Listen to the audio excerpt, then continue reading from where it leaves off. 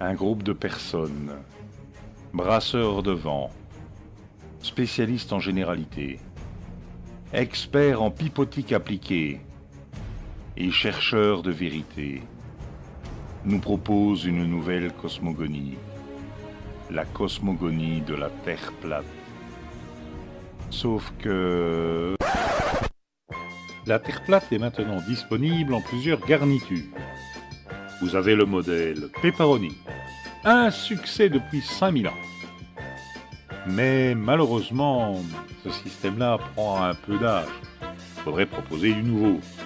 Et là, attention, c'est du lourd, proposé par notre grand sachem, Ewa Denki.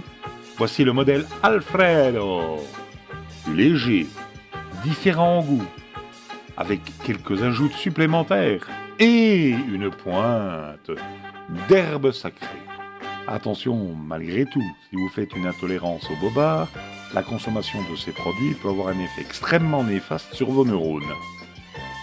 Le modèle Pepperoni, j'ajouterais même Pepperoni allégé, est présenté par la chaîne Planeteria.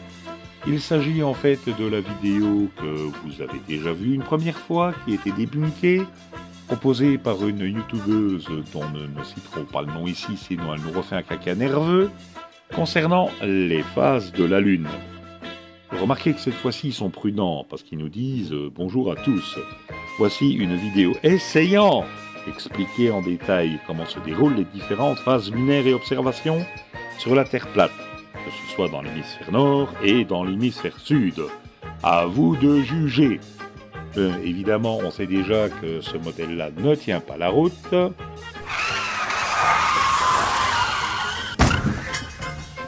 Parce que les observations des phases de la Lune faites de l'hémisphère nord et de l'hémisphère sud sont les mêmes, et pas inversées comme présenté sur ce modèle.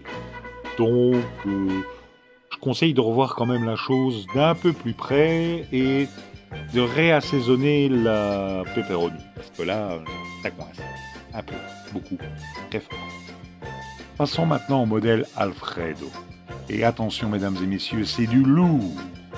Ce modèle nous est présenté par sa sagesse sérénissime, le chaman des herbes, des fleurs et des prairies, le grand, l'unique Ewa Denki lui-même, l'homme qui susurre à l'oreille du lapin lunaire après une bonne pipe d'herbe sacrée.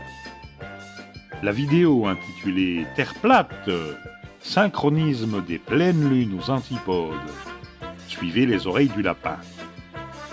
Voici les pleines lunes photographiées à des différents extrêmes terrestres.